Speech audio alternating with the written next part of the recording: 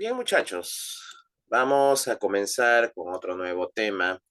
En esta ocasión vamos a ver el marketing de guerrilla, también el one-to-one y las tácticas de marketing que muchas veces nos va a ayudar a aplicarlos correctamente en un determinado lugar para poder hacer las ventas correspondientes. Bien, vamos a comenzar con el marketing de guerrilla. ¿Ya? Bien, el marketing de guerrilla, para conocerlo así, primero tenemos que partir de el libro que se llama Guerra del Marketing. También se le dice marketing warfare o muchas veces, en ciertas ocasiones, le dicen marketing. Ya sabemos que war significa pues guerra. Y de esa manera, hablar de marketing significa guerra del marketing, ¿no? ¿Quiénes adujeron este nombre del marketing o del marketing de guerra? Alres y Jack Trout, dos estudiosos que se dieron cuenta que al ver competencias, obviamente el marketing entra en una guerra entre empresas. Esa es la verdadera guerra del marketing. Ya, esa es guerra del marketing. Bien, hay empresas que van a desarrollar esta guerra del marketing con mucha inversión, otros con los objetivos de separar a la competencia, otros con mucha creatividad, etcétera. No importa el camino que tomen, no importa el objetivo que tengan, sino las demás empresas que saben que hay competidores tienen que hacer todos los modos posibles para mantenerse aún en el mercado. Por esa razón, aquí es donde tenemos que desarrollar nuestras habilidades antes que las competencias que ingresan al mercado nos vayan destruyendo. ¿Ya? Por esa razón, el marketing tiene que desarrollarse de manera muy inteligente. Bien, guerra del marketing. ¿Qué viene a ser? El marketing de guerra ha sido aplicado desde las estrategias militares. Ustedes saben que nuestro mundo siempre ha estado en constante guerra, pero hay guerras que han sido estratégicamente exitosas. Recuerdan ustedes, por ejemplo, el caballo de Troya, ¿no? Ese es el que más se recuerda dentro de las estrategias militares, en las cuales los griegos, al verse ya vencidos por los troyanos, decidieron armar un caballo con los barcos destruidos, con sus barcos destruidos, pero dentro de ese caballo estaban ahí los soldados. Cuando llegaron a Troya, los troyanos celebraban el triunfo, ya que habían ganado la guerra, se embriagaron, se emborracharon, cuando de pronto, ¿no? Los griegos salieron del caballo de Troya y comenzaron a destruir todo Troya, ¿no? De esa manera, los griegos ganaron la guerra, ¿no? Ya los troyanos se sentían triunfadores, pero miren esa estrategia, ¿no? Por ese motivo, las estrategias militares han servido como una forma eh, de aplicarlas en los negocios también. Ha habido también otras sorprendentes, ¿no? Como el caso de Aníbal y sus elefantes, ¿no? Los soldados difícilmente cruzan los grandes montañas, grandes nevados, así como acá tenemos los Andes, en Europa se tienen los Alpes. Entonces, igual Aníbal, con sus estrategias, ellos cruzaron esos Alpes en medio de los elefantes. Los amaestró, los aumentó y ahí encima venía su ejército. Y con esos elefantes, pudiendo pasar esos enormes Alpes, pudieron ganar la guerra. ¿Eh?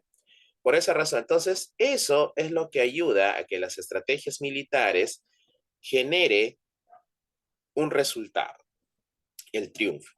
De esa manera, las empresas también se desarrollan a través de esas estrategias militares, pero aplicadas en los negocios para poder tener los resultados correspondientes. Por eso, mientras las estrategias militares ya se han desarrollado hace más de 3.000 años, imagínense, ¿no? El marketing se ha desarrollado hace 100 años menos, en 1950, hace 70 años. Por esa razón, imagínense cuánto hay por investigar, ¿eh? Por eso el marketing es así. Actualmente en el marketing no solamente va a servir al cliente, sino también va a servir para burlar, flanquear y poner fuera de combate muchas veces a nuestras competencias.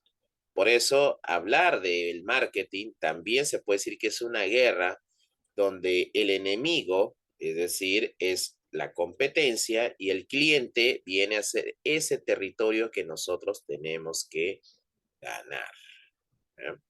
Ahí está. Por eso, eso es la guerra del marketing. Bien, hay compañías bastante exitosas. Ellos trabajan orientándose mucho y en la competencia. Conocen muy bien las demandas de los consumidores, mejor que cualquier otra compañía en su industria. A su vez también, ¿no? Cuando existe la adaptación de esas estrategias militares a sus operaciones, las compañías ganan y presionan con fuertes ventajas competitivas a las demás compañías en la rama. Así es. Se puede notar muchas veces en esa publicidad. A veces, ¿no? Pilsen y Cristal, ¿no? La manera en cómo ellos envían sus campañas y lo van desarrollando, haciendo una competencia, digamos, ¿no? Bueno, ahora son de la misma compañía, pero antes se le notaba al momento de trabajar, ¿no? La competencia. Después Brahma con Cristal se le notaba también la forma en cómo él lo iba destruyendo, ¿no? Así, ganó terreno. Pero después, bueno, Cristal se quedó. Brahma salió del mercado. Otro ejemplo ha sido Pepsi con Coca-Cola. Se le nota ahí en sus comerciales cómo Pepsi mantiene a su público, capta nuevos públicos jóvenes y la Coca-Cola no, sigue manteniendo la felicidad con los clientes que ya tiene, ¿no? Por esa razón, ahí están las operaciones de ambos, cuando van a manejar sus fuertes ventajas y en base a esas compañías en esa rama, ¿no? Así es. Miren ustedes, aquí en el Perú, ¿no? ¿Cuántas empresas tenemos que compiten? WOM, con Metro, Plaza Vea, Macro, Vivanda, etcétera, ¿no? Coca-Cola y Pepsi. Claro y Movistar, otro ejemplo, en los planes, en los productos, ¿no es cierto? ¿Sí o no? Nintendo, Sega, Pizza Hut, Domino's, ¿ve? McDonald's, Bembos, Burger King, ¿no? Adidas y Nike. ¿Ve? Miren todas esas competencias, son guerra entre ellos. Pero para todos hay público.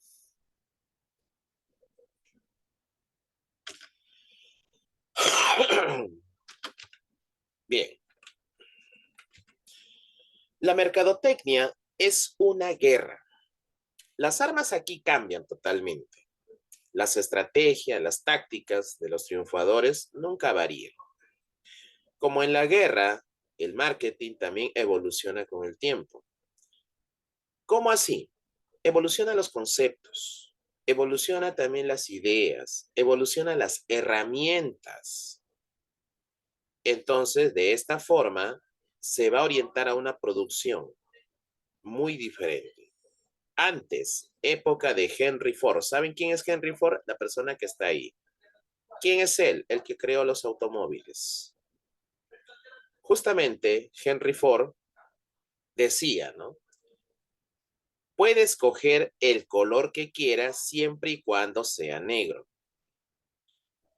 ¿A qué se refería eso? A sus autos. Todos sus autos eran de color negro, ¿no? En esa época, esas anchas, grandes.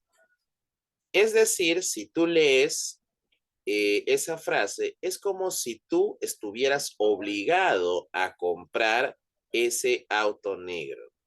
Es que ¿saben qué sucede? En ese momento, Henry Ford no tenía competencias. Es decir, su publicidad estaba enfocada a esa producción. Yo no tengo otra variedad de autos. Sin embargo, cuando ya evoluciona en la fabricación de automóviles y ya después de la Segunda Guerra Mundial, el marketing ya deja de enfocarse en la producción, sino se enfoca en el consumidor. Es decir, que produce sin importar cualquier otro factor del negocio.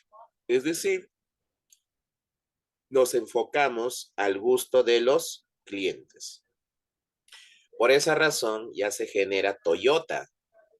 ¿Cuál es el color de auto más vendido en Toyota? El rojo, no es el negro.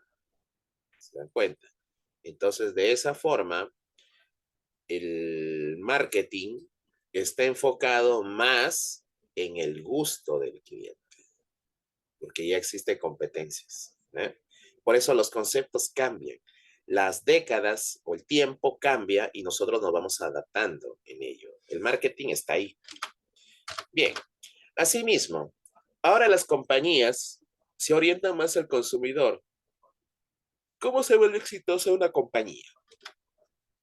Cuando está orientada a la competencia, es decir, conociendo las necesidades de los consumidores mejor que cualquiera de sus competidores. ¿Ya? De esa manera, los competidores, ¿ya? Van a pensar más en el cliente, pero más que en el cliente, en sus clientes, para no perder, como dice ya, eh, a los que ya tienen. Es decir, es como tener tu pocito y con ellos hacer mi negocio. Es como tener tu vaca lechera, pero sin matar la vaca, ¿entienden? De esa manera, las empresas van a trabajar en base, en función a estos competidores. También en esta situación los principios de la guerra son directamente aplicables, no en el sentido físico de que los perdedores son los eliminados. No quiere decir que en una empresa o en un mundo tan competitivo siempre hay un perdedor, ¿no? La diferencia de un perdedor es que el perdedor nunca lo intenta, nunca lo intenta, ¿ya? Sino que hay personas o empresas que lo hacen de manera diferente. Eso es todo, pero no puedo decir que es un perdedor. Cola Real, por ejemplo, hizo una gaseosa barata, cómoda. En el mundo no lo conocen, pero aquí en el Perú es muy popular. Entonces, de esa forma, entró al mercado. Y no quiere decir que no se venda, si no, no estaría en el mercado hoy en día. Sino que lo hace de una manera muy diferente. No tendrá el ranking como lo tiene Coca-Cola a nivel mundial, pero sí aquí se ha posicionado en las zonas bastante, digamos, de zonas económicas, es decir, de baja economía, y esto hace que tenga su mercadito. ¿Se dan cuenta?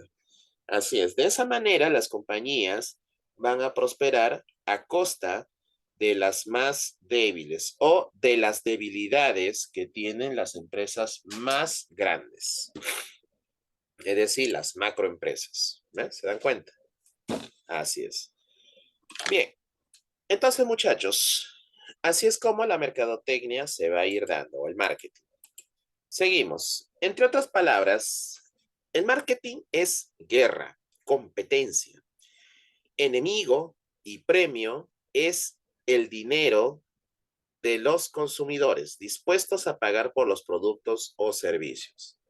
El marketing es un conflicto entre corporaciones por satisfacer necesidades y deseos humanos. ¿Eh? Así. Y de esa manera ya los tenemos en pleno conflicto. Vamos con algunos tipos de combates. ¿Ya? En el marketing de guerra vamos a ver diferentes tipos de combates. No los combates, todos los combates no son iguales. Cada uno tiene su propia estrategia, cada uno también tiene su forma de ver. No es lo mismo un combate, o sea, si hablamos de técnicas militares, ¿no? Combate. ¿Cómo es el combate cuando se da en el mar? Entre buques, barcos, portaaviones, ¿sí o no? En batalla, es decir, en el suelo, es diferente.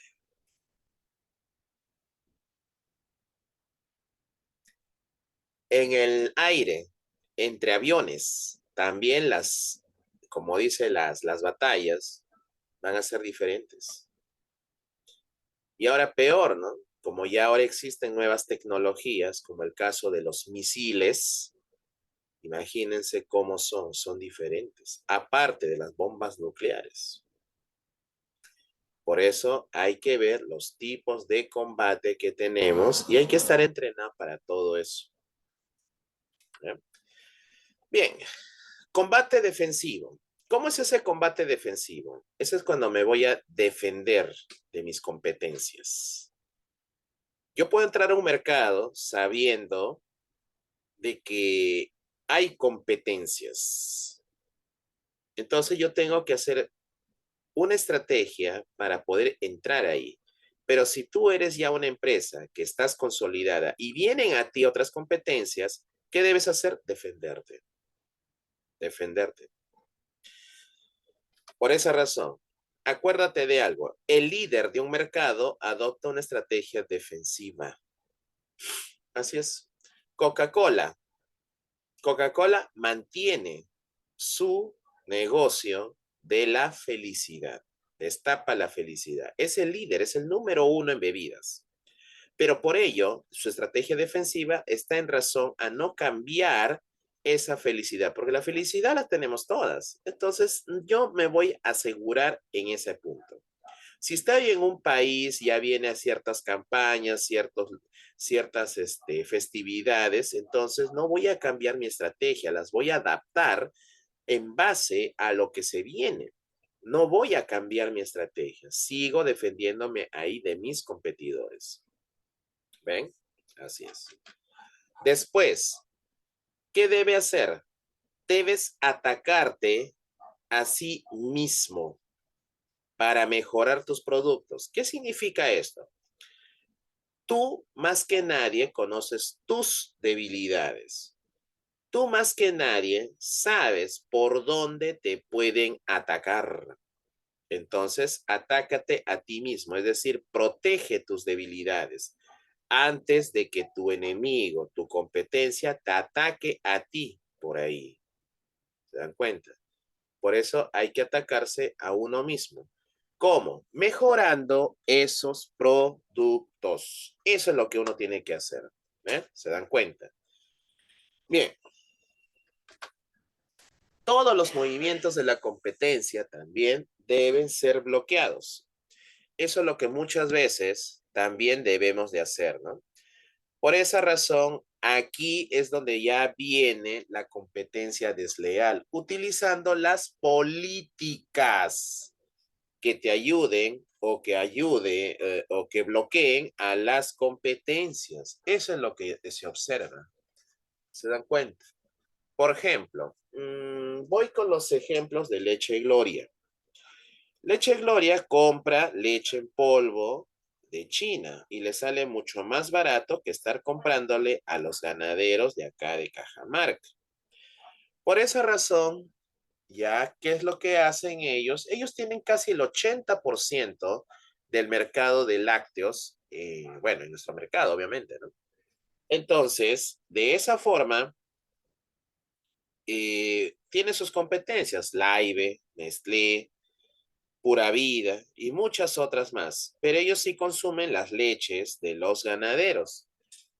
¿Y qué es lo que hace Leche Gloria? Entonces, aparte de eso, porque si, como dices, si tiene competencias, ¿en dónde se va a basar? En el gobierno.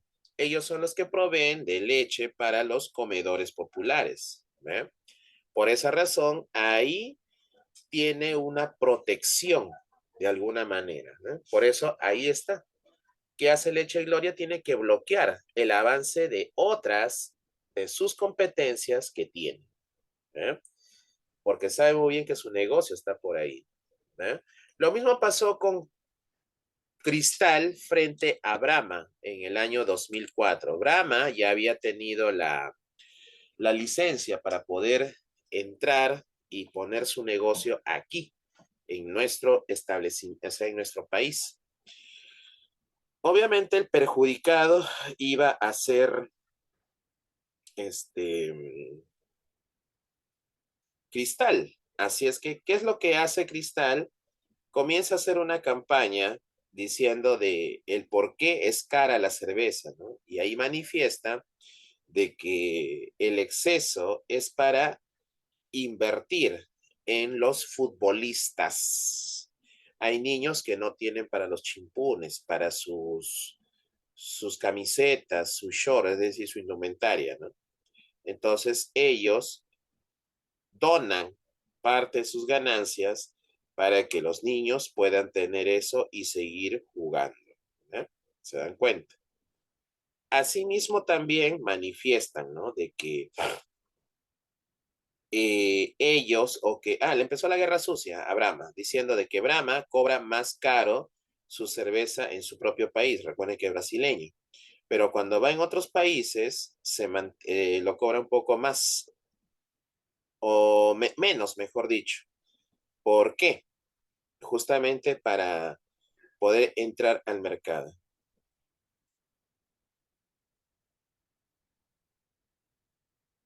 Así es.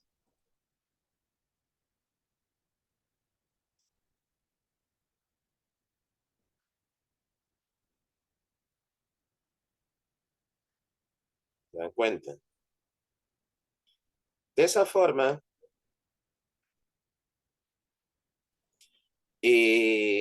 ¿qué sucede?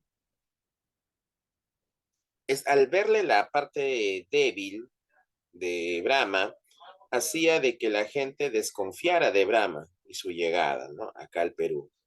Por esa razón, ya la gente tenía ciertas dificultades, ¿no? Al momento de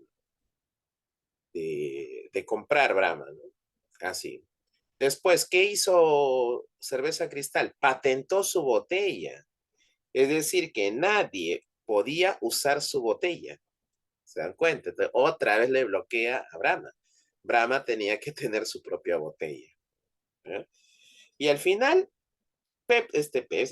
Cristal tenía que ir adaptándose también a las innovaciones que trajo Brahma.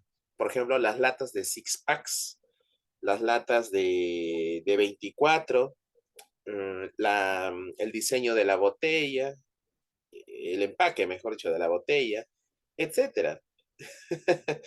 Era un chiste, pero bueno, de todas maneras, se le notaba que existía esa rivalidad, esa competencia entre ambos.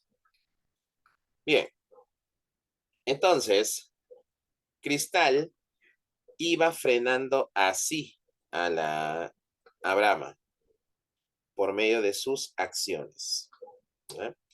Bueno, al final Brahma sí, pues tuvo que salir del mercado. Pero no fue porque Cristal lo destruyó, ¿no? No fueron otros factores. Así es. Bien, de esa manera se bloquea a la competencia. ¿Ya? Bien, vamos con el combate ofensivo. Acá sí, cuando tú ingresas a un mercado, ¿qué es lo que debes hacer? Atacar. Atacas. Atacas, atacas y atacas. Cuando tú atacas, sabes por dónde atacar. ¿No? Sabes por dónde atacar, ¿no es cierto? De esa forma, el combate se da. Tienes que empezar por sus debilidades. Ejemplo, Cola Real con Coca-Cola.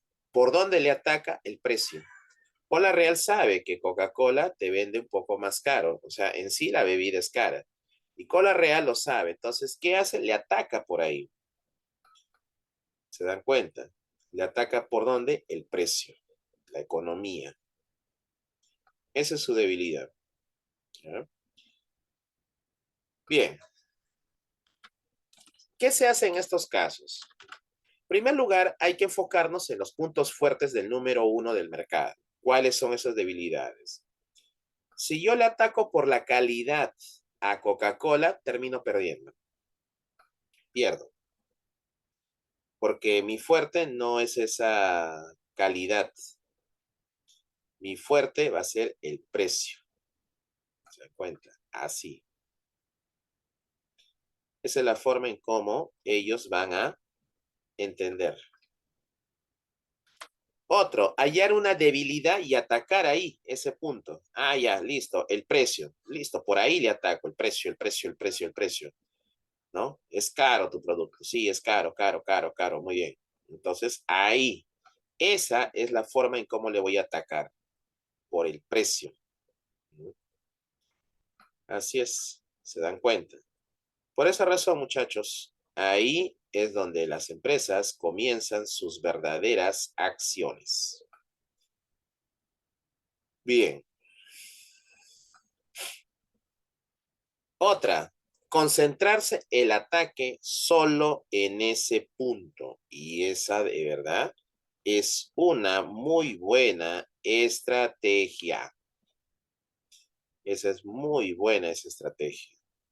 Atacar solo ese punto. Así es. No cambiar ese punto. Bien. De ahí viene otra estrategia más, otro ataque, que es el combate lateral. ¿Ya? ¿Cómo es ese combate lateral? Esto mayormente se da en algunas regiones.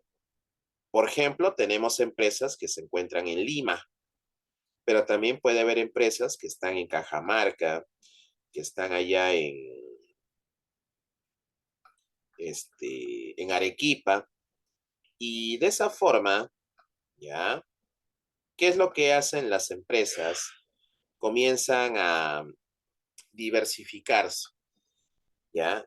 Como dice, yo no voy a crear mi, mi producto para Lima, porque por ahí pierdo mi mercado. Pero si yo voy a trasladar en provincia mi producto y luego voy llegando a la capital, entonces ahí sí cambia la cosa, ¿no les parece? Así hacen algunos artistas, ¿ya? Recuerdo, ustedes habrán conocido a Rosy War. Rosy War, año 1998, dio un concierto gratis en la ciudad de Huaraz. ¿Cómo Rosy War va a dar un concierto gratis en Huaraz? Estaba haciéndose conocida.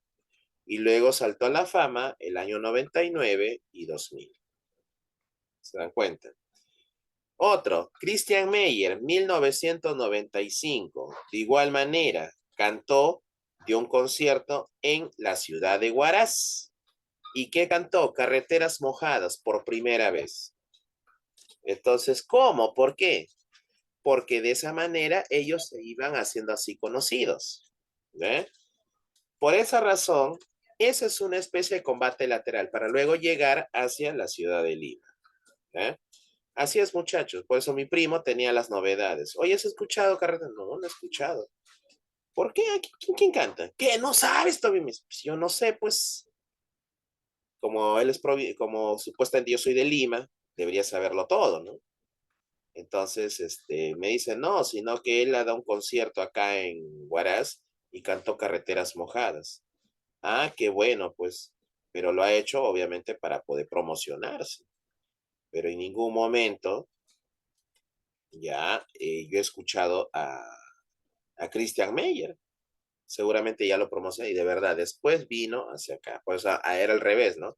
Ahí decimos, ay, que el provinciano es retardado, retrasado, ¿no?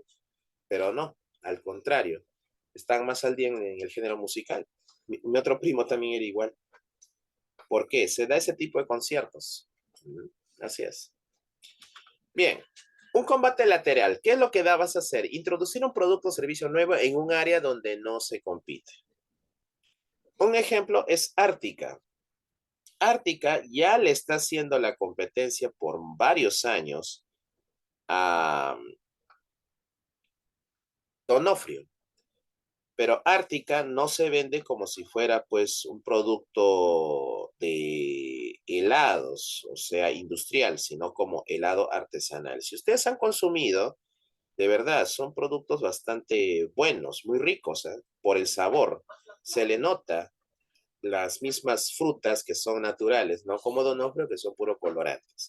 Y los nombres que tiene también son muy originales, o sea, son muy propios. Miren, por ejemplo, el Supay. Supay significa diablo. ¿Se dan cuenta? Después hay otro que se llama Yanacha. Yanacha, ¿qué significa? Negrito. Es como si tú comieras ese helado llamado Zambito. ¿Ves? ¿Se dan cuenta? Entonces, de esa forma, ya, Ártica viene desarrollando, como dice, todo un, eh, una selección de productos relacionados eh, a lo que hace, ¿no? Helados, a su industria. Por esa razón, ahí, por ese lado, Donofrio no puede competir, no puede competir. Ya Ártica ha generado una conexión de identidad con el público. Así es. Y eso va generando, como se dice, pues, una mayor representación con los clientes. Así es. ¿Ya? Bien. De ahí tenemos la siguiente. Debe ser un ataque sorpresa. Nunca se vanagloríe de sus avances. La humildad siempre va por delante. A veces, para llegar arriba, tienes que mirar abajo. ¿Ya? ¿Qué significa esto? Siempre ser humilde. ¿Qué sucede cuando tú manifiestas tu crecimiento o señalas, ¿no? De que realmente tu producto va avanzando, es bueno, que esto, tu competencia lo va a descubrir, ¿ya? Y esa va a ser tu debilidad a la vez, porque mucho hablas. Una buena estrategia es estar en silencio. ¿Qué pasa si hablas de más? Tus planes se te arruinan los planes. Me recuerda al chiste del, del chico que compra 3 preservativos. No sé si saben ese chiste. Resulta que había un chico que va a la farmacia, a la botica, y entra, pues, ¿no? Y le dice, señor boticario, ¿me vende preservativos? Porque esta noche voy a ir a cenar a la casa de mi enamorada y hay que aprovechar la situación, dice, ¿no? Entonces el boticario le queda mirando, ya, le vende y listo. Gracias. Cuando llega a la puerta, regresa nuevamente y le dice, señor boticario, mejor me vende otros preservativos más. Porque también he visto que mi cuñada me para coqueteando y ya que voy a ir a cenar a la casa de mi enamorada, pues hay que quedar bien con ella. Y el boticario, bueno, por vender, ni caso le hace y le vende. De ahí está saliendo a la puerta y otra vez regresa. Señor boticario, mejor me vende otro preservativo más. ¿Ah? Le dice, sí, porque también he visto que mi suegra, caramba, está bien buena. Y ya que voy a ir a cenar a la casa de mi enamorada, pues hay que quedar bien con la suegra, ¿no? Y hay que aprovechar la situación. Entonces el boticario le vende y ya. Y el muchacho se va. El muchacho se alista, todo, va a la casa de la novia y llega a la casa. Y efectivamente, ahí en la casa está pues la enamorada, la cuñada y la suegra. Y el papá aún no llega. Hasta que de pronto el papá llega, se sienta a la mesa, ¿no? Y el muchacho agacha la cabeza, pone su gorra hacia abajo y comienza a orar. una hora ya va orando. Entonces su novia le codea y le dice, oye, yo no sabía que fueras tan religioso, le dice así. Y el muchacho le dice, y yo no sabía que tu papá era boticario. ¿Qué sucede? Nunca hables de más sobre los planes que tienes. Tarde o temprano se te puede arruinar. Eso yo he visto en muchas personas cuando me conocen o cuando me ven, su madre, hermano, estoy ya listo ya para empezar a trabajar. Estoy pensando en este negocio, mira que no han movido ni una piedra, pero ya están pensando en el negocio del millón. ¿Se dan cuenta? Entonces, ¿cómo vas a hablar sin haber movido algo? Y así conocí muchas personas, ¿eh? Bastantes personas. Hablan y hablan acerca de sus planes, pero no se ve, no veo parte de su acción. No lo veo. Entonces, ahí viene el otro problema, pues, ¿se dan cuenta? Por eso tenemos que estar callados, nunca hablar tampoco de sus avances, porque si no, en este caso el muchacho, su avance es que ya iba a cenar a la casa de su enamorada, ya le conocía a su cuñada, ya le conocía a su suegra. Entonces, ¿cómo se va a poner a hablar así? Pues sí o no. Qué feo. Ese es el verdadero problema. ¿Eh? Por eso se le arruinó todos los planes. Pasamos a la siguiente. Si tienes éxito, dirigir todos los recursos hacia ese flanco. Ártica empezó en la ciudad de Arequipa, pasó a Cusco, entonces se dirigió solamente en la zona del sur del Perú y ahí se fortaleció. Después comenzó a llegar a Lima, poco a poco, ¿ves? Entonces su flanco, su fuerte, digámoslo así, era el sur de Lima, o pero el sur del Perú. Y así debe ser, ¿ves? Como ellos, como dice, de poco a poquito comenzaron a crecer. Así es, muchachos. Esa es la forma en cómo una empresa trabaja. Como dice, ¿no? Trabaja en silencio y deja que el éxito haga todo el ruido. Y ahí está. Ese es el combate lateral. Bien, aquí viene el combate de guerrilla. ¿Cómo es una guerrilla? ¿Alguien ha escuchado eso sobre las guerrillas? ¿Qué es una guerrilla? Bien, les voy a explicar. La palabra guerrilla nace desde Cuba, ¿ya? Allá en Cuba, en el año de 1949, 50, por esos años, Cuba vivía en la peor dictadura, ¿ya? Para esto estaba el presidente Prío.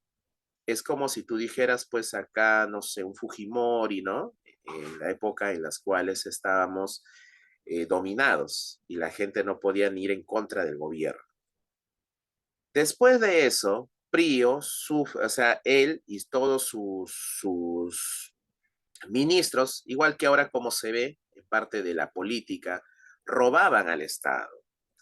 Y de esa manera también venía otro gobierno y era lo mismo. Luego de Prío, Batista, Juan Batista, da el golpe de Estado y se apodera de Cuba. Y de la misma forma, Batista comienza a hacer su propia dictadura. Entonces comienza a sobrepasarse.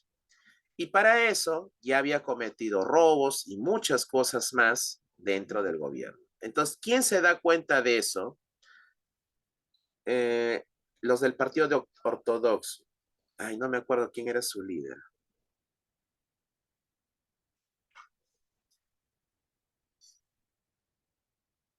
Uy, se me fue. Pero bueno,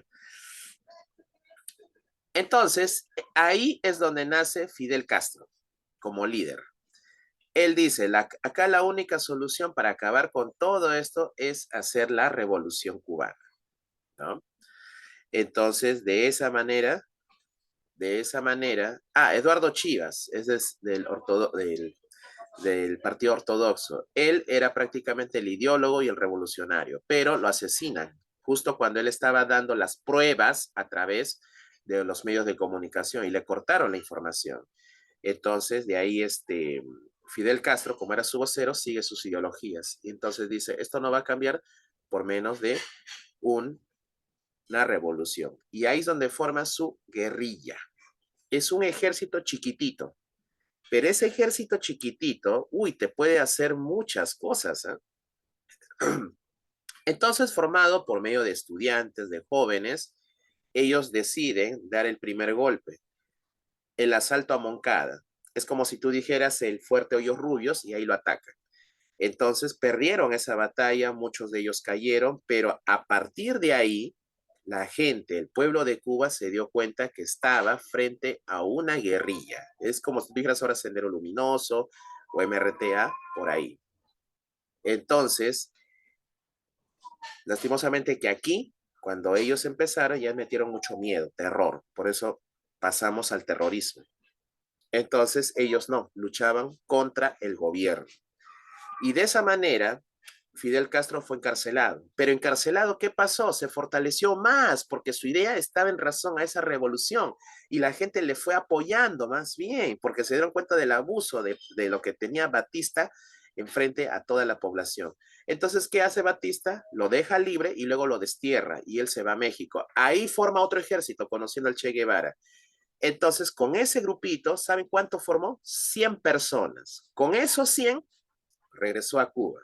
Tuvieron una emboscada. Los militares los empezaron a matar. Y luego ellos, con 50 hombres nada más, llegaron hasta Sierra Maestra. Es como te dijera la zona de Huancayo. Y a partir de ahí, conformando su ejército por medio de los campesinos, que solamente eran 200 personas, ¿ya? ¿Qué pasó? Prácticamente le estaba haciendo la guerra al gobierno. El ejército del gobierno, ¿qué pasó? Mandó 10,000 soldados para atacar a esa guerrilla de 200 integrantes, liderados por Fidel Castro. Entonces, aquí es donde viene el combate de las guerrillas. Fidel Castro, con sus líderes que tenía, le dijo, desplaza 50 hombres por acá, 20 por acá, 30 por acá, 40. Entonces se van a desplazar. ¿Qué pasa si desplazamos? Ahí viene la estrategia. Si los desplazamos, el ejército, esos 10,000 soldados, también se van a tener que desplazar. Y al desplazarse, ¿qué va a pasar? Nosotros ahí recién podemos atacarlo, porque nosotros vamos a estar vigilante a sus movimientos. Por esa razón, los 50 hombres que tenían, ya lo veían ahí, los emboscaban, pum, pum, atacaban y luego se retiraban. Es como unas avispas, ¿no? Vienen, te atacan y luego vuelan a su mismo panal y así, y nadie los encuentra. Eso se le conoce como el ataque de las guerrillas. Por esa razón, el Che Guevara, de una manera autobiográfica, escribió el libro La Guerra de Guerrillas. Era atacar en zonas tan pequeñas donde el enemigo ni siquiera se lo esperaba, por más grande que sea ese enemigo. Chicos, eso se aplica en el mercado también. Hay empresas que son pequeñitas, se dirigen ahí, chiquitito, conocido como nichos. Las empresas grandes ni siquiera se lo esperan, ¿ya? Y justo cuando llegan ya saben de que ahí hay una empresa que es pequeña, pero está bien consolidada en su zona. Eso se llama la guerra de guerrillas. Así se desarrolla el marketing de guerrillas. ¿Me entienden ahora? Ahí nace el marketing de guerrillas. Ese es el combate de la guerrilla.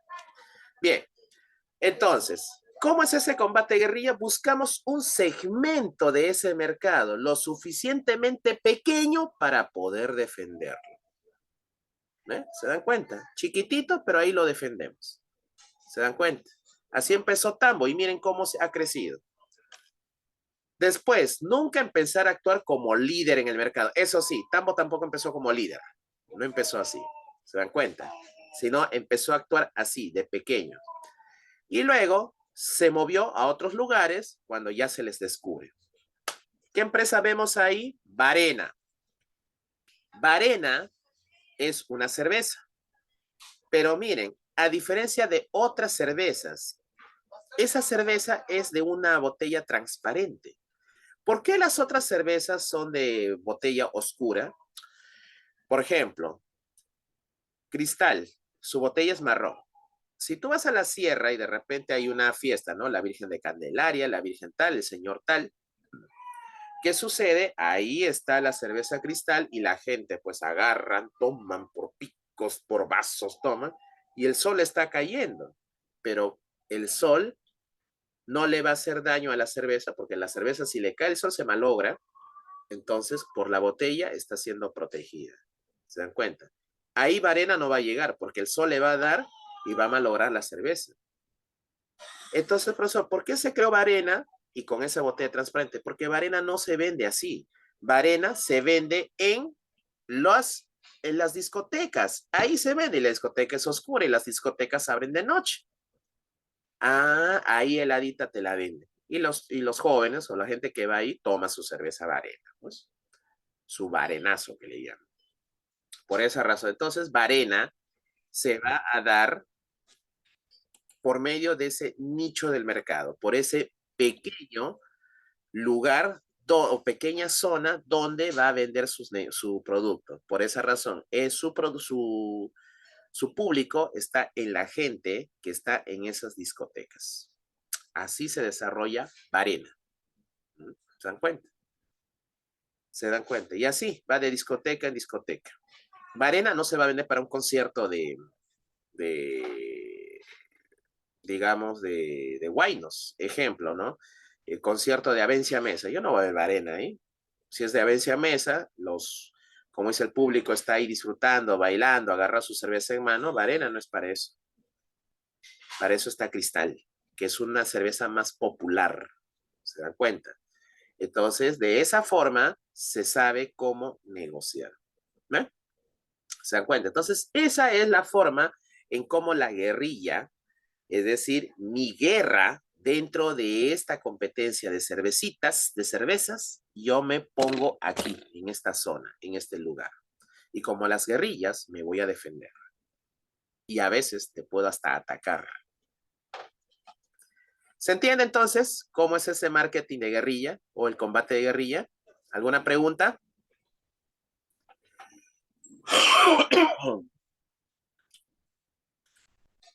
Oh, claro, profesor. Muy bien, así es.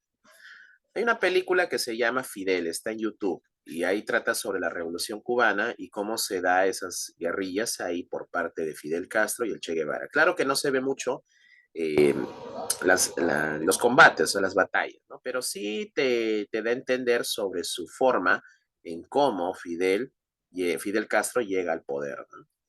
Ahí está, deberían verla, les recomiendo, es muy buena, se llama Fidel, la película. Bien, seguimos. Vamos con los principios fundamentales de este marketing de guerra, ¿ya? ¿Cuáles son? En primer lugar, hay que darse cuenta que dentro del mercado, la compañía con mayores recursos siempre va a ganar, siempre ganará. Es por ello que tenemos que mantener reduciendo el campo de batalla hasta alcanzar una posición para ser el mejor. Así es. Tenemos que ir encontrando. Por eso Metro, Plaza Vea son una competencia directa y sobre todo tienen esa batalla, a ver quién se posiciona mejor en la mente del consumidor. Y ambos están bien posicionados con sus diferentes, bueno, su filosofía es la misma, pero con diferentes frases. Metro, precios más bajos siempre. Plaza Vea, donde todo cuesta menos. Los dos se basan en la economía y esa es la forma en cómo ellos venden. Por eso, donde está un Metro, siempre está un Plaza Vea. Está seguidito nomás. Gracias. La fortaleza defensiva de un líder de mercado es intimidante. Intimida. Porque de esa manera me consolido. Yo te pongo acá Plaza Vea y más allá hay un mercado, pero Plaza Vea con todo su estacionamiento, las luces, la forma en cómo está, a ese mercado le va a competir. ¿Se dan cuenta? Entonces, ahí, porque esa es su forma en cómo va a entrar. En otras palabras, la exhibición de los productos. La agresividad por sí sola no es serial de una buena estrategia. Ser agresivo no es malo, pero sí, de alguna manera impactante, es así. Las batallas del mercado se pelean en la mente del consumidor. Eso sí, ya lo sabemos. Y las estrategias efectivas varían de industria en industria. Eso sí, todas las empresas no van a ser iguales, pero van a variar según cómo ellos vean su campo de batalla. Bien, la relación entre las estrategias y las tácticas. Eso también va a ser importante. Las tácticas dictan la estrategia integral más efectiva. Así como también la estrategia integral debe de ser desarrollada partiendo de tácticas factibles y en dirección ascendente, no dictadas desde arriba.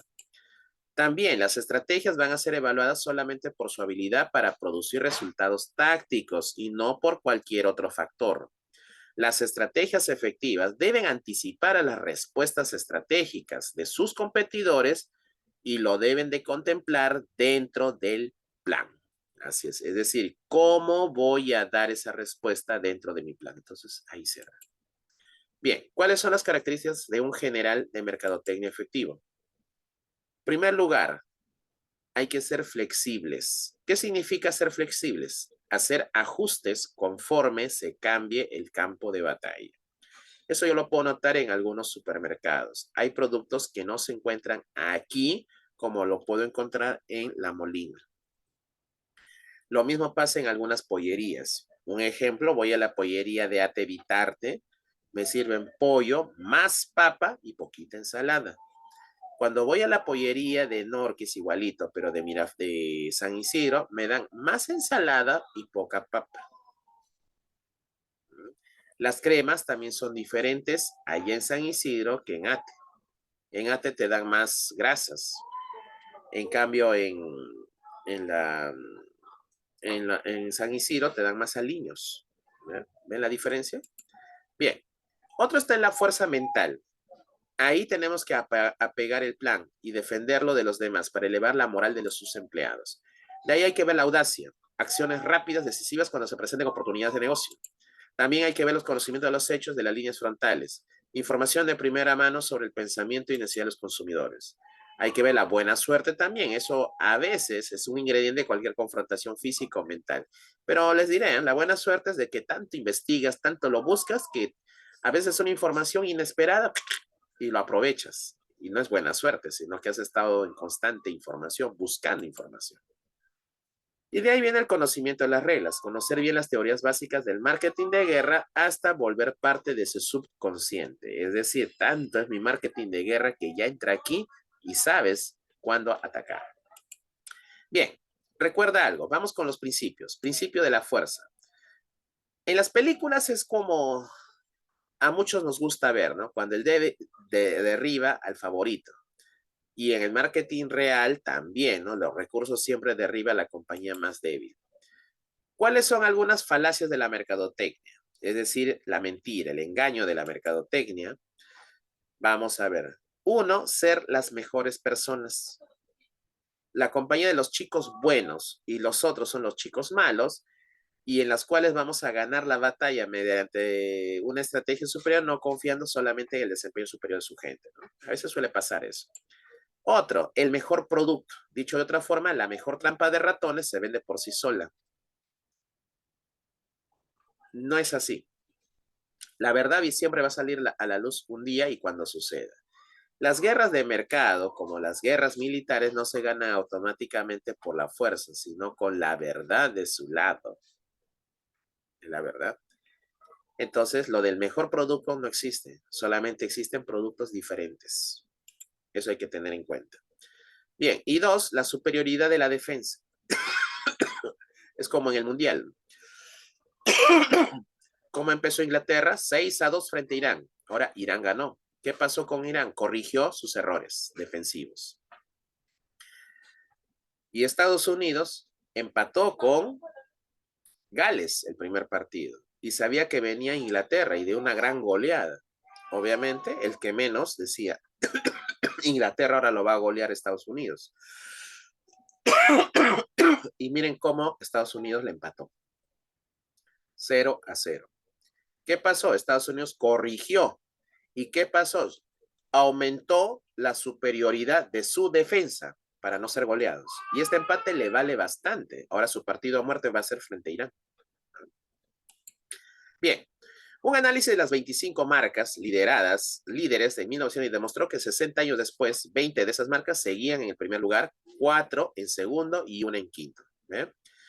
Es más fácil derrotar a un competidor bien atrincherado de lo que los expertos de mercadotecnia creen. Es la verdad. Nunca se debe cometer ese error en fallar evaluación de la fuerza de una posición defensiva. Es que, ¿qué sucede?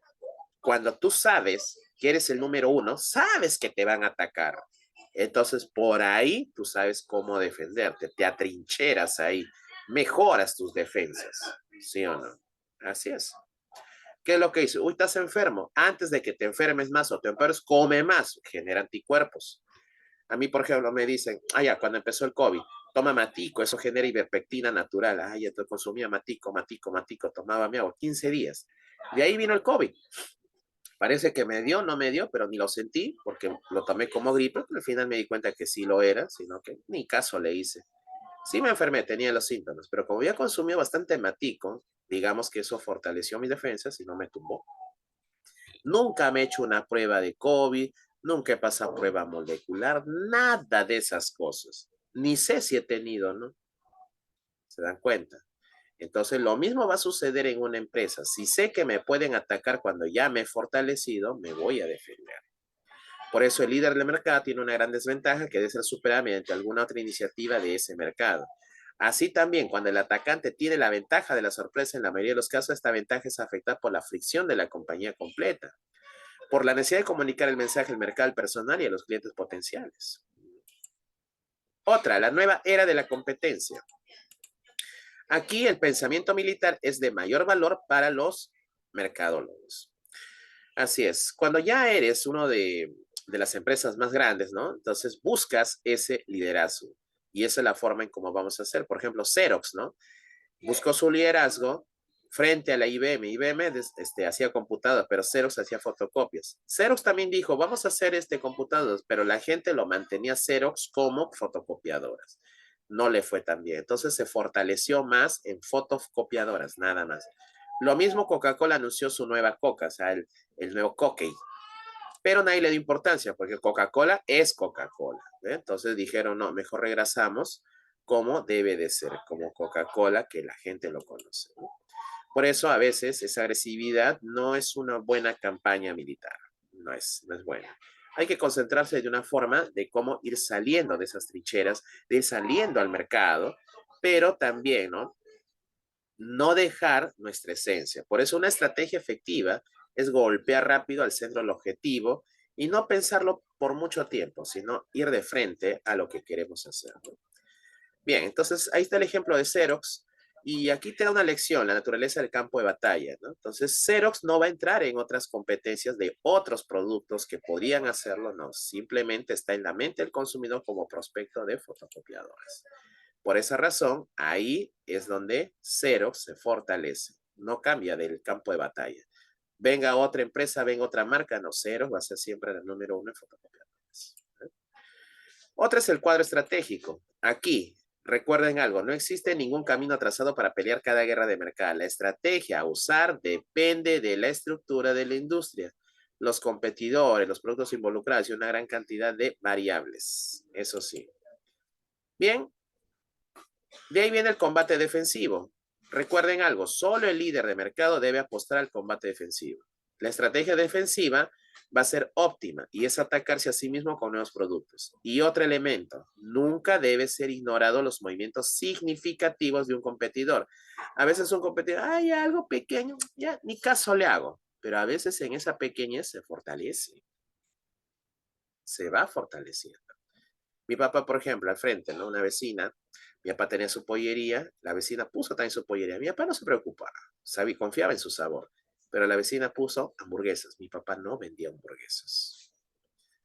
Ya, aunque parezca mentira, nos bajó el negocio solo 15 días, porque la gente, bueno, busca, ya siempre como pollo, ahora voy a comprar hamburguesas. Nos bajó 15 días. Pero después la gente volvía a nuestra empresa porque otra debilidad de la vecina era que no era constante. un día abría, un día cerraba. Un día abría, un día cerraba. Entonces, no es cosa, la gente se iba donde, bueno, regresaba donde nosotros. Por esa razón, entonces, al contrario de ser igualados y bloqueados golpe por golpe, ¿no? Así es. Pero ella no se preocupaba. La buena suerte de la vecina no era constante. Muy bien. Entonces, el liderazgo del mercado se basa en cómo percibe el cliente al líder en una categoría determinada de negocios. Cuando el líder se ataca a sí mismo, es decir, genera una mayor acción en el mercado. Voy cambiando, entonces la gente nota tus cambios para su beneficio de ellos. También cuando somos líderes en el mercado, posicionamos la mente en el consumidor y el movimiento también para cualquier líder del mercado es cubrir cualquier otro movimiento estratégico, aunque parezcan desquiciados. Pero lo importante es que te muevas, ¿ya? Y también acordarse de algo, hay que bloquear por completos a aquellos que quieran sorprendernos, descuidando y perder algún lugar en el nuevo y mayor mercado. También los líderes deben tener siempre algo con la reserva. Hay que tener reservas para responder ante cualquier ataque que nos está llegando. El objetivo del combate defensivo es mantener en paz esa mercadotecnia y también ver las situaciones raras, no necesariamente que pueden funcionar, pero sí pueden durar a veces. Puede ser temporal, pero hay que ayudar. Cuando es un combate ofensivo, lo único que se debe enfocar son el número 2 o 3 del mercado. Eso es en las fortalezas del número 1. El 2 y el 3 siempre lo van a atacar al 1. No me preocupo por el cuarto o quinto. El otro, encuentra una debilidad en el número 1 y ataque en ese punto, ¿no? Concentra el ataque solo en ese punto, como ya lo habíamos dicho. Una vez que el segundo lugar de la industria de incrementar su participación en el mercado, debe enfocarse en forma específica o en un producto específico para disminuir el mercado del número 1. Es decir, aquí, encontrar un ángulo mental único con el que pueda atacar al número 1 en la mente del cliente y continuar concentrándose en esa única área. Ya saben, Cola Real, Coca-Cola. Se enfoca en el precio. IBM atacó. Mal ejemplo, miren esta. Atacar al IBM en el precio es peligroso porque ellos venden tantas computadoras que pueden disfrutar de ahorros en compras que ningún otro puede lograr por su economía de escala. En cambio, un buen ejemplo, Avis atacó a Hertz, son taxis. Rente en Avis, la línea de nuestro mostrador es más corta. Hertz no pudo enfrentar de manera efectiva esa estrategia y debilitar su posición de líder. Si ustedes han ido a McDonald's a comer, se habrán dado cuenta que hay niños ahí gritando, chillando, jugando y es incómodo sentarse a comer cuando ves a esos niños ahí. Hubo una hamburguesería que empezó a volantear y decía, venga a nuestras hamburgueserías, disfruta de las hamburguesas más grandes y sobre todo, no hay niños. Por eso tuvo éxito. ¿Se dan cuenta? Como dice, por esa debilidad se posicionó y entró al mercado. ¿Eh? Por eso, esto es lo que favorece mucho a nuestras defensas. Por eso una compañía debe tener una mayor participación en el mercado y siempre se vuelve más débil y no más fuerte. Pero lo más importante, ¿no? Es que a través de esa debilidad nosotros nos vamos fortaleciendo. Por eso en la historia también no es muy común que David asesine a Goliat, pero a veces sucede, sucede. Muy bien, entonces el ataque tiene que estar enfocado siempre en ese producto. Así es. Ahí tienes que hacer. Y en el combate lateral, un buen movimiento lateral significa introducir un nuevo producto o servicio en un área en la que no participe el líder del mercado y cualquiera de los competidores mayores. Un movimiento lateral debe ser ataque sorpresa y también enfocar los recursos hacia esa área. Eso ya lo sabemos. En ese combate, de una manera más innovadora, es la esperanza de alcanzar una victoria grande y espectacular. Hay que visualizar esa batalla y manejarla efectivamente. Por ejemplo, introduciendo un producto o servicio totalmente nuevo y se busca de forma de partir de segmentos o categorías del mercado. Siempre, a veces cuando es nuevo, ahora vamos a tratar de dividirnos. También, cuanto mayor es la sorpresa, más tiempo le lleva al líder de reaccionar y tratar de recuperarse. Y también, como dice, un antiguo axioma, o sea, una antigua verdad militar es reforzar el éxito y abandonar el fracaso. Cuando un movimiento lateral, ¿no?, empieza bien, mueva cada recurso disponible para maximizar esa ventaja competitiva. Hay que evitar las fallas y en preocuparse más en lo mejor que puedo ganar. Eso sí es algo muy importante. Entonces, a partir del marketing warfare, es decir, el marketing de guerra, comienza el marketing de guerrillas. O sea, vamos a guerras chiquititas. Bien. ¿Preguntas acá? Bien, continuamos con el marketing de guerrillas. Bien, este marketing fue popularizado en 1984 por J. Conrad Levinson.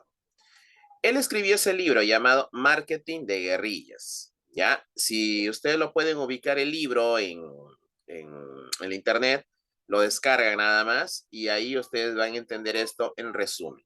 ¿Ya? Bueno, mejor dicho, este es el resumen, pero ahí lo van a atender con más detalles. ¿Ya? Muy bien. El marketing de guerrilla tiene que ver con esta acción, la inversión con poco dinero, con métodos poco convencionales, no las tradicionales. Y luego la energía, pasión y creatividad. ¿Ya? Bien, ¿qué características tiene el marketing de guerrilla? Está diseñado para empresas pequeñas. También está enfocado a la psicología humana, a estudiar especialmente su comportamiento. La principal inversión es la imaginación, tiempo, esfuerzo propio. Eso es muy importante, ya que cuando el cliente busca algo nuevo, tiene que estar girando alrededor de lo que él se imagina, ¿no? Y también debe crear relaciones nuevas, ¿ya? Bien, ¿cuál es la efectividad que tiene el marketing de guerrillas? Las guerrillas se van a medir por el incremento en qué? El aumento de las ventas, la satisfacción del cliente, participación activa en el mercado, los servicios o productos también de calidad, ¿ya? Ahora, ¿cuáles son los principios del marketing de guerrilla? Uno, hallar un segmento del mercado que sea pequeño.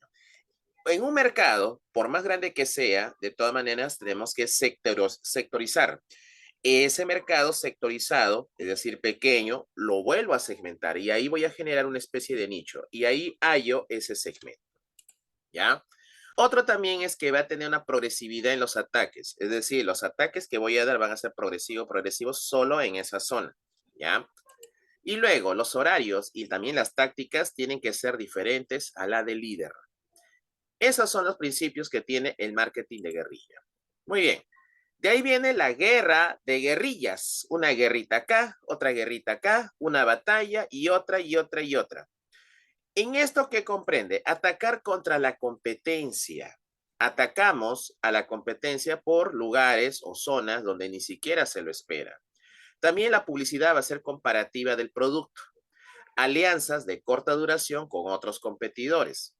Reducciones selectivas de precios, publicidad negativa contra el competidor. Eso también es importante.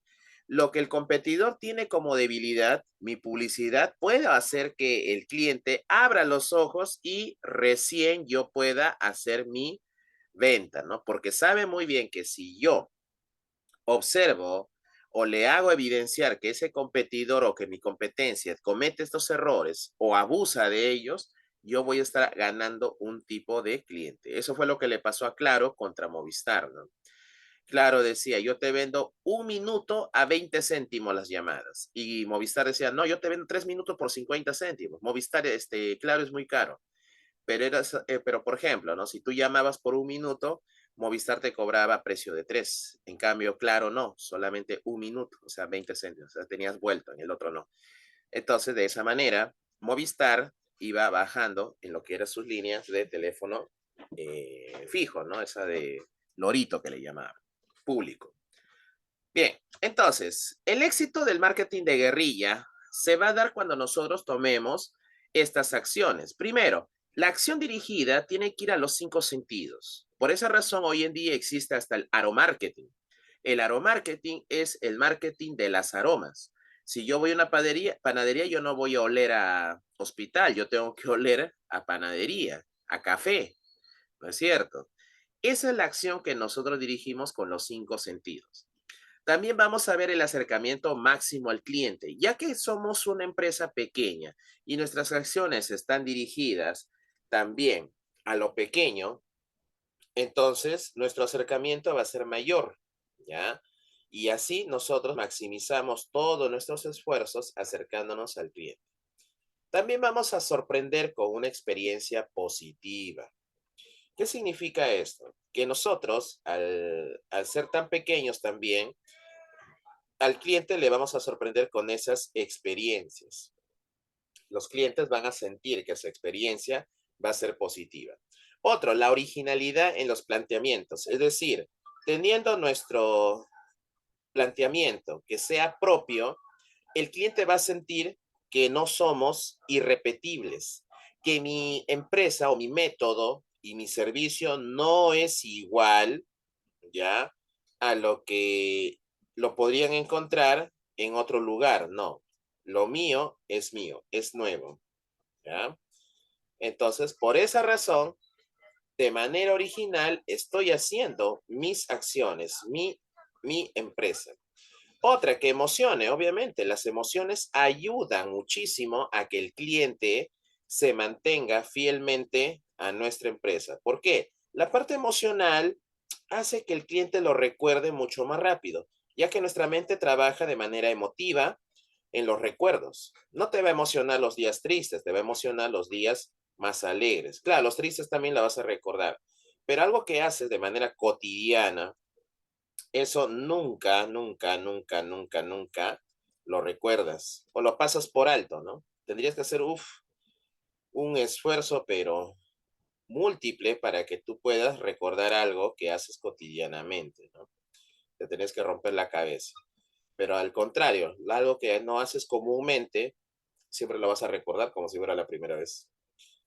Bien, entonces de esa manera el marketing se da, el marketing de guerrillas. Estos son algunos tipos de guerrilla que existen. Claro que hay otros más, pero estos son los que más se estudian debido a que lo podemos ver en cualquier zona del mercado a las cuales nosotros nos estamos dirigiendo. ¿Ya? Bien, el primero de ellos, la guerrilla de geografías. Después viene las guerrillas demográficas. ¿Ya?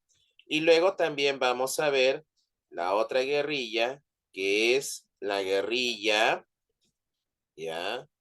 De sectorial, así como también las guerrillas con productos determinados. ¿Ya? Así es. De esa manera, estas cuatro se ven los tipos.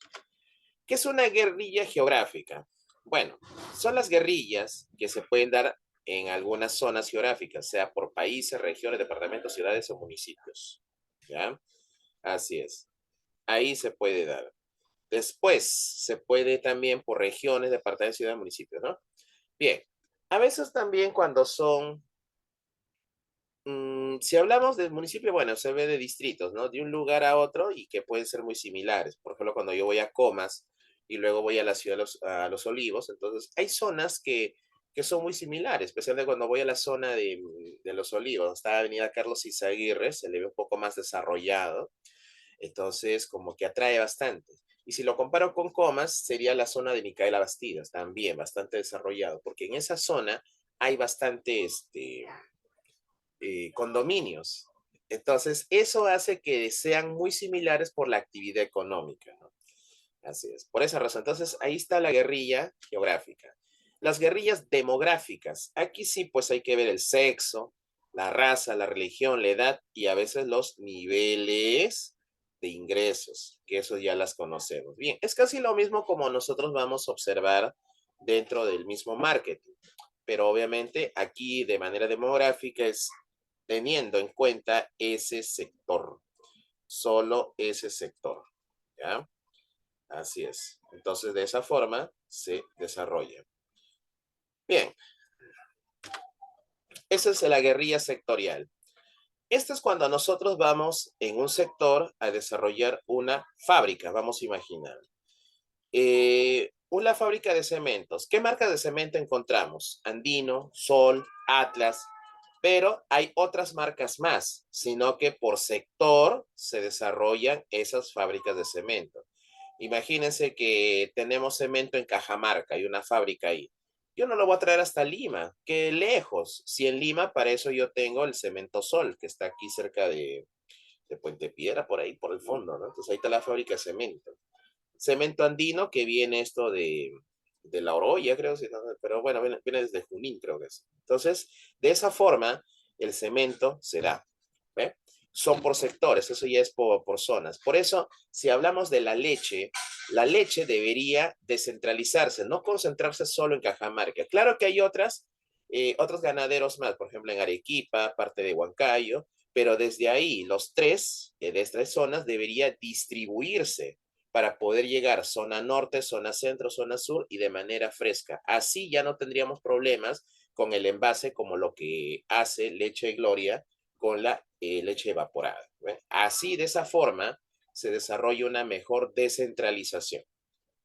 ¿Ve? Eso es lo que se necesita, descentralizar los productos. Y así todos gozan de los productos de muy buena calidad. Bien, ¿se entiende, no? Bien. De ahí vienen las guerrillas con productos determinados. Así es. Por ejemplo, ya lo conocemos, Coca-Cola, que tiene la Coca-Cola, Sprite y Fanta, ¿no? Es la misma marca de la Coca-Cola, sino que tiene diferentes otros productos, pero con diferentes nombres, ¿no? Ahí está. De esa forma, ahí se puede apreciar. ¿Ven? Así es, muchachos. Y lo mismo que AG. Ya saben que el AG es la cola real, pero miren ustedes cómo se distribuye con diferentes productos, ¿no? Entre energizantes, aguas y otras bebidas más, ¿no? Así es. ¿Ven, muchachos? De esa forma se ve. Bien, hay que ver las 7 claves para el marketing de guerrilla. Primero, tener la audacia, creatividad y trabajo. Si me voy a dedicar a algo tan pequeño, o mejor dicho, entrar a un mercado tan pequeño, tengo que conocerlo al máximo. Cuando yo lo conozco, sé qué es lo que necesita mi cliente.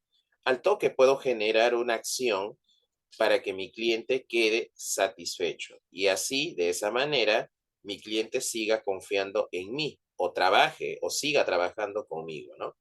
Así. Por esa razón, ahí donde vienen todos nuestros esfuerzos correspondientes, pero con audacia, trabajo creativo, mi cliente se va a mantener. Después hay que tener el factor sorpresa y la innovación. Sorprender al cliente significa darle algo que él no espera. De esa forma, el cliente va a pensar o sabe muy bien que esta empresa está trabajando para él. Sin embargo, la mayor sorpresa que se puede llevar todo cliente es que estamos trabajando en la innovación. Introducimos cosas nuevas que lo va a beneficiar al cliente. Y esto es lo que va a generar un mayor impacto sobre la percepción de nuestros productos y o servicios que le estamos brindando. Por eso toda empresa tiende a trabajar en su innovación. Todos trabajan en su innovación. Así es. ¿Ya?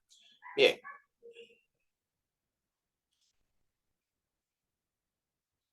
Después precisa de menos recursos. Eso sí, cuando tenemos algo ya pequeño, no necesito tanta inversión ni tantos recursos, sino con lo pequeño que tengo, ¿ya? Puedo defenderme. Así es. Entonces, no es lo mismo, imagínate, ¿no? Un soldado, bueno, ni siquiera un soldado, una persona con una espada enorme, grande, parado, y tú dices, uy, da miedo, pero si no lo sabe manejar, nunca ha agarrado, empuñado una espada, entonces no puede hacer nada. Y tú con un cuchillo, y las cuales tú has entrenado con ese cuchillo, tú le puedes ganar. ¿Se dan cuenta? Entonces, de esa manera se precisa de menos recursos, pues, pero sí con habilidades muy importantes para que nosotros podamos entrar a ese mercado y ganar. Otros están los métodos no convencionales. Ya sabemos que hay métodos que son tradicionales, o sea que hacemos siempre lo mismo.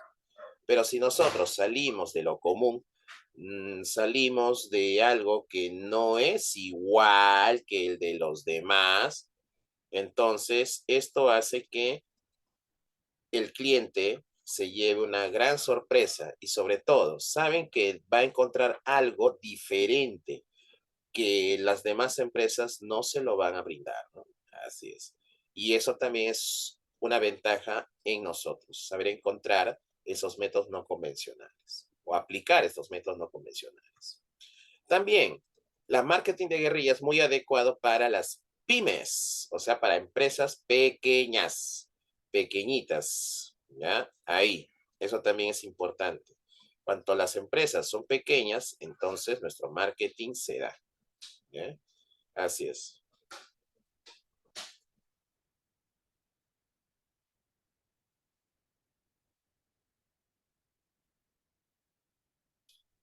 Bien. Otro, efecto viral. Ya hemos visto lo que es el marketing viral. De igual manera, en este punto, la viralización se da. Ahora, si somos solamente en un determinado sector, digamos en una zona, vamos a imaginar, yo estoy acá en San Martín de Porres, pero yo tengo varios grupos en el Facebook, ¿ya?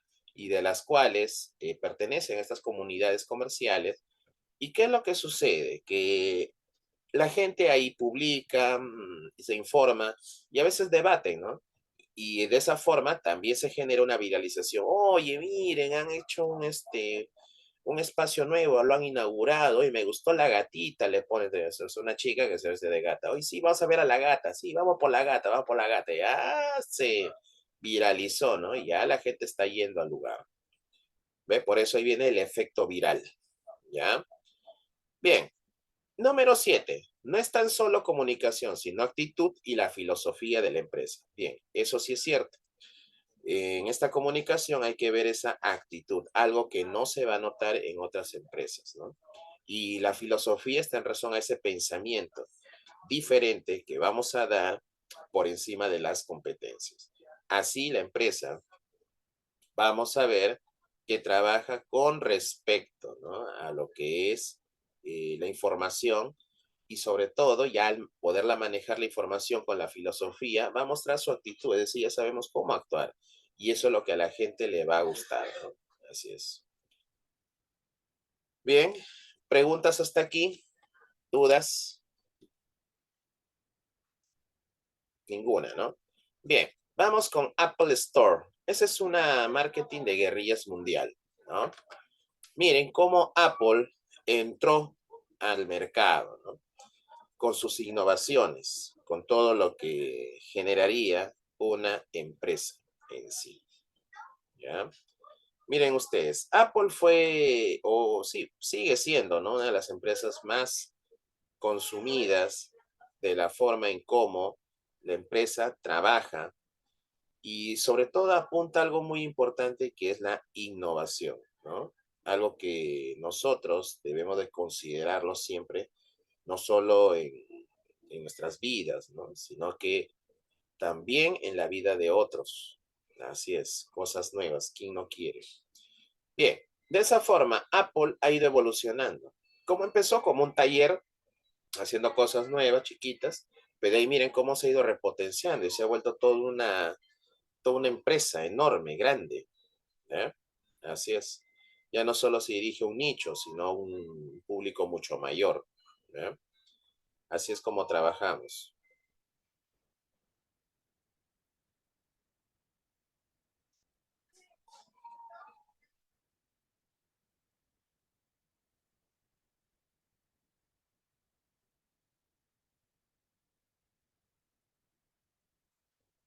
Bien, espero que se haya entendido. Bien,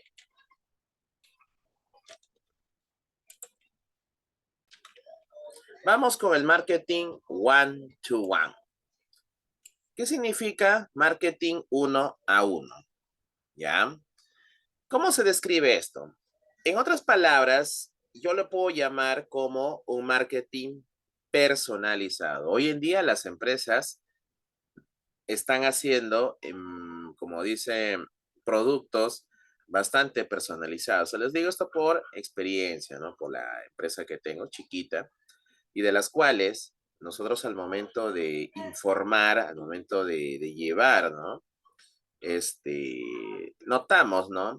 De cómo se hace uno hacia uno. Entonces el marketing one to one. Bien, de esa forma, el marketing one to one es una estrategia de marketing que se va a basar en la personalización de las acciones por el conocimiento profundo de los intereses y hábitos del consumidor individual. ¿Esto cómo surge? gracias al Internet y a la globalización. Por eso es que el marketing se convierte en una práctica habitual y bastante eficiente. Por eso se le conoce como el marketing personalizado. ¿Ya? Muy bien. Esto nace de los principios del 90, así como hemos visto anteriormente, y luego es una contraposición del marketing de masas. Es decir, en vez de dirigirme a un producto que esté dirigido a un montón de personas, yo me dirijo solo a un sector pequeño que le guste la personalización.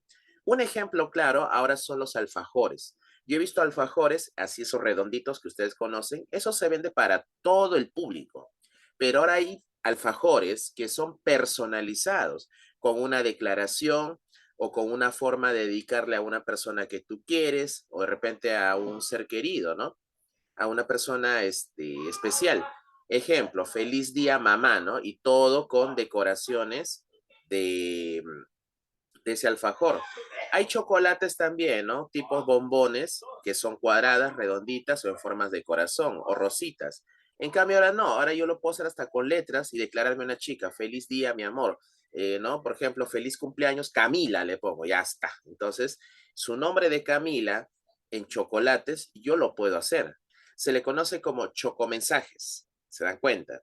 De esa forma, se está dando ahora a un determinado sector. Entonces, yo por ese adicional te cobro algo más, pero estoy dispuesto, o sea, el público está dispuesto a pagar porque sabe muy bien que va a sentirse beneficiados, van a observar el resultado y el impacto del producto hacia la persona que lo va a recibir.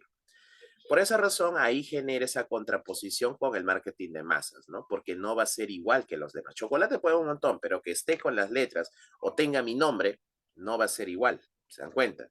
Entonces, ahí viene eso, ¿no? También viene esa la parte existente en el comercio entre empresas. Va a haber competencia, sí, pero estilos van a ser diferentes. Por eso va a existir ese comercio entre esas empresas. Y esto también va a generar una revolución en los consumidores finales. Eso sí es cierto. ¿Eh? Por eso ese es el marketing personalizado. ¿Ya? Bien. Bien, ¿cómo se aplica el marketing one-to-one? Empezando por la base de datos, ¿no? Ahí nosotros tenemos que conocer preferencias, gustos, psicografía, demografía y datos personales del público al que nosotros nos estamos dirigiendo. Sin embargo, ahí, cuando nosotros estudiemos esa base de datos, hay que ser muy claros al decirle lo que vamos a hacer con sus datos, informarles sobre la posibilidad de revocar su consentimiento inicial, ofrecer el nombre de contacto en la empresa, detallar también las circunstancias externas a la empresa que pueden afectar, ¿no? Muy bien, ¿cómo se aplica? Si estamos de acuerdo a la orientación al cliente, estudiamos a los clientes para conocer los diferentes segmentos y sus necesidades. Buscar la ventaja competitiva única que te diferencia y comunícasela a los clientes. También interactuar a los clientes que se pueda conocer para ver su satisfacción y sus opiniones. Ellos son los que nos van a brindar bastantes informaciones que van a ser fundamental para hacer los cambios dentro de nuestra empresa. No hay nada mejor que tener esa confianza con el cliente para hacer estas mejoras. También usar la información de retorno de los clientes para mejorar los productos y procesos. Cuando pierdas un cliente, averigua qué ha pasado y obra en consecuencia el marketing one-to-one, ¿no? Así es. Siempre. Lo bueno es que cuando eres una empresa pequeña, pierdes un cliente y es fácil averiguar qué es lo que pasó, por qué se pierde este cliente. Entonces, eso hay que asumirlo como consecuencia. En cambio, si eres una empresa grande, ir por cada uno de ellos, ¿no? Tendría que ser un montón de mis clientes para saber qué estoy haciendo mal, pero uno, difícil, ¿no? Pero cuando es pequeño es mejor. Bien, entonces de esa manera tenemos nuestros productos, ¿no? Ahí está, ¿eh? Por eso también se estudia la parte del email, se les da la bienvenida, también se hace una campaña post-compras, es al final, después se recupera carritos abandonados y nuevamente vienen los emails de transaccionales. Repetición de la compra, recordación de la compra y valores de recomendación también, ¿no? Bien, ¿cuáles son las consecuencias de un buen marketing one-to-one? Uno, vamos a generar fidelización. Es decir, que se va generando una repetición de la compra por parte de nuestros clientes. Otra es la focalización, aumentar la cuota de negocios que se tiene por cliente. De ahí viene la customización, es decir, que se va generando nuevos productos. Es como en un restaurante, ¿no? Si algo le va bien a la empresa, entonces voy generando eh, más o nuevos platillos para que los clientes tengan una mayor variedad, ¿no? Valoración, estrategia del cliente. También eso, identificación, clasificación y valoración del cliente one to one, ¿no? Así es. Todo eso tiene que verse ahí. Se ve reflejado. Bien.